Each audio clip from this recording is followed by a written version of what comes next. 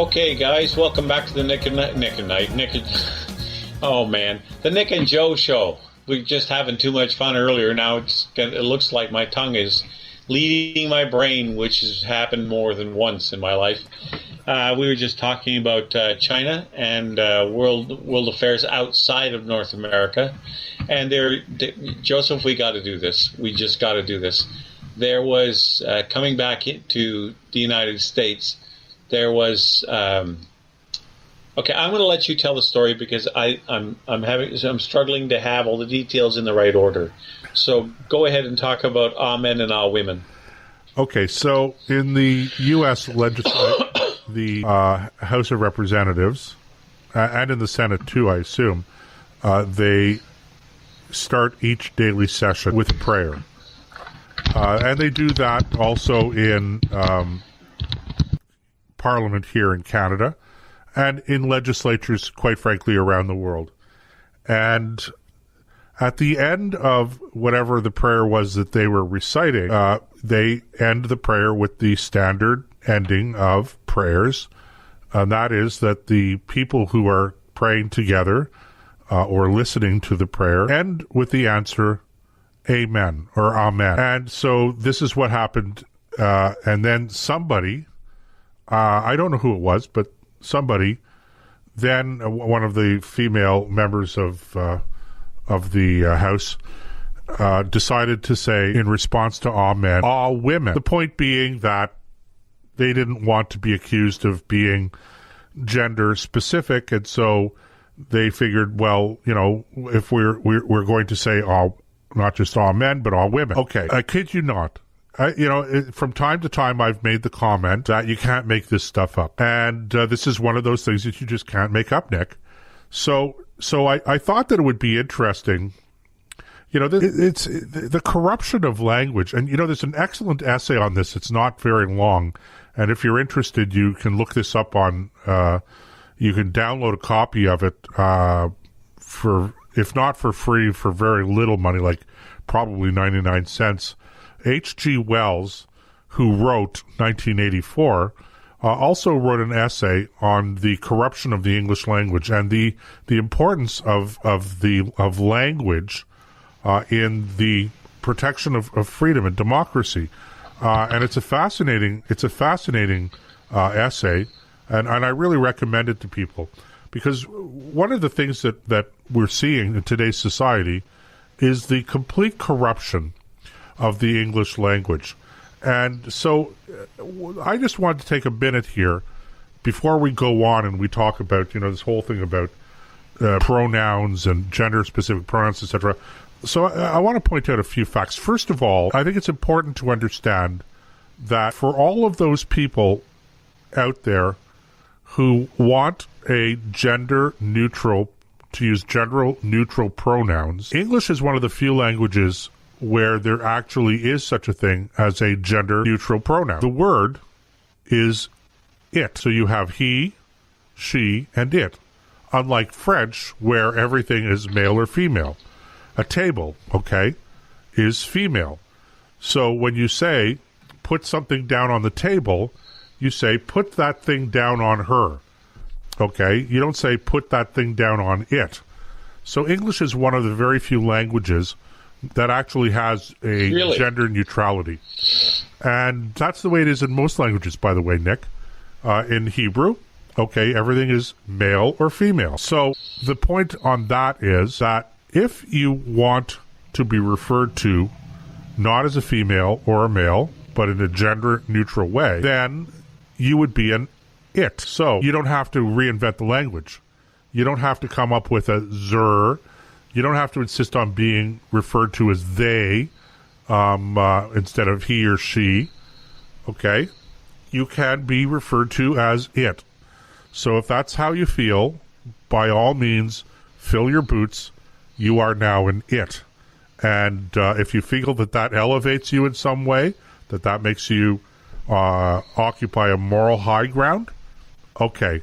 Personally, I prefer to refer to people, I think it's more respectful to refer to people as he, she, him, her, okay? But if you're going to insist on neutrality, you know, I'm happy to refer to you as an it. Getting back to the word amen, though, I mean, the people who made this, I hesitate to call it a joke, because I don't think they were entirely joking around, but they clearly don't understand the etymology, the origin of the word amen or amen. It's a Hebrew word. It's a word that comes to us from ancient Hebrew through the Greeks and through the Romans, okay, but predominantly the Greeks. And what it means is, essentially, it means, you hear a prayer, you hear a blessing, and you acknowledge it, and you acknowledge that you agree with it. And so it's basically saying, I agree with this, or perhaps a little bit more precisely, I believe that this is true, because it's related to the Hebrew word for believing something or having faith in something, or just faith. So that's the etymology of the word amen. It has nothing to do with male, female, or whatever. So, but Nick, I tweeted earlier today when I saw this story, and I thought, okay, it's just too good to be to let it pass. So I posed an interesting question, and I haven't seen anyone give us a proper answer to this yet. But my question was this: if you have to respond, if you have to say, replace the men, M-E-N, in amen with women, what do you replace the men, M-E-N, in woman with? I think that's an important question. Because take an E out and put a Y in or something. Well, so if you're going to replace... They would probably do... If you're going to replace the word men in amen with women, and that's your key now, that's your MO, that's your methodology, okay, fine. But what you would then... The word that you would come up with when you replaced men in women with women is you would end up with woe women, which would, of course, leave you with another MEN, so it would be, you'd have to replace that, so it would be woe women. And, of course, this is sort of like the Greek letter pi symbolizing 22/7, which is one of those numbers that has never been solved yet. 7 goes into 22 how many times, right? Well, it's an infinite number. At least we haven't come to a solution yet.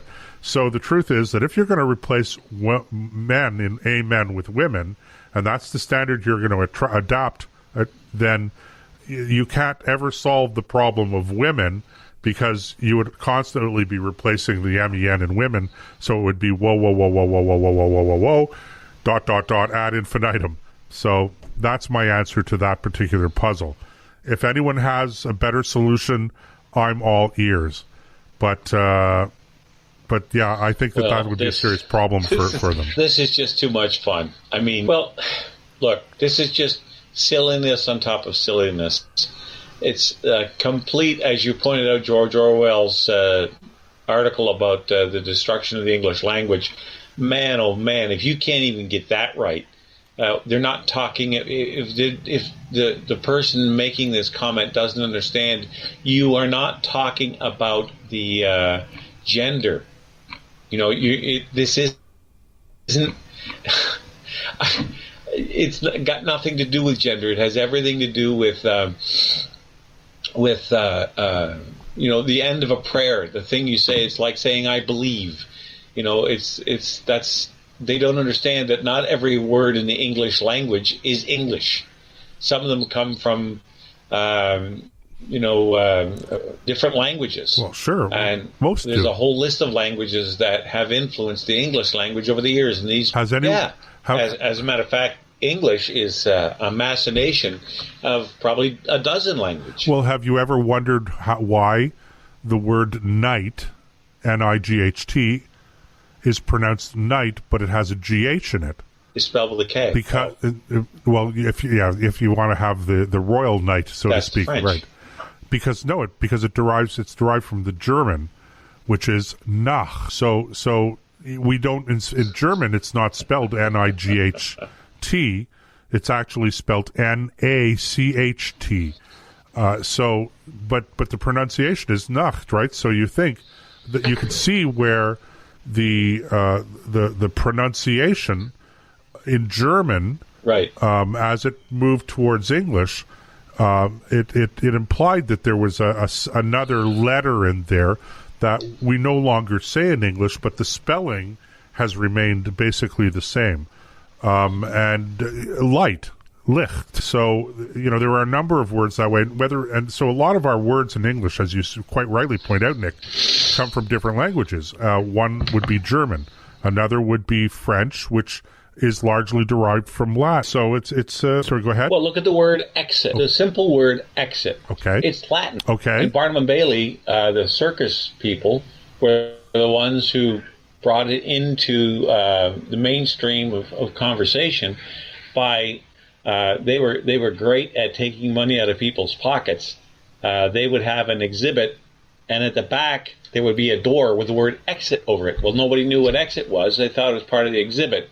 And they walked through the door would close and lock behind them. So they had to pay to get back in. That's a little bit of language history. But talk about useless knowledge. But that's just one example. The word chattel that we use when we're talking about private property is actually from the French for cattle. The word catastrophe, that is not an English word. That is probably French or some other language like that. You could go through the English language and pick out hundreds of words that are not from, it's not the Queen's English that we're using. These are influences that have been incorporated into the English language over decades and millennia. Oh, well, and interestingly enough, it actually is the Queen's English. The Queen's English comes from, is a mix-up of these different languages. As soon as so there's nothing wrong or different about this, but again, the idea that we're going to invent words because we don't want things to be, gender neutral, and I don't know, this has nothing to do with the word amen, okay? It's like table, okay? As I said, if you're in France, a table is a she, a chair is she, everything has a gender in French. In English, we have a gender neutral term. Now, as a sort of a related question, and this has always sort of gotten me, and that is the whole debate about whether God is a he or a she. And that is such a superficial argument. That's a pre-kindergarten argument to have, because if you understand God doesn't have a gender because God is incorporeal. Now, Jesus, okay, for those of you who Christians who believe that Jesus was God in corporeal form, then clearly Jesus was a he.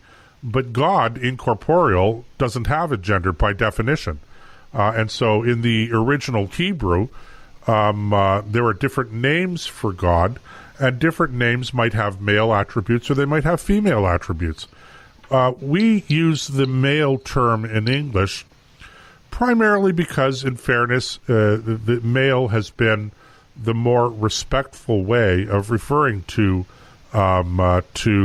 somebody in authority that is not actually obviously a female. So we're quite respectful when we refer to God in English. We refer to God as a he.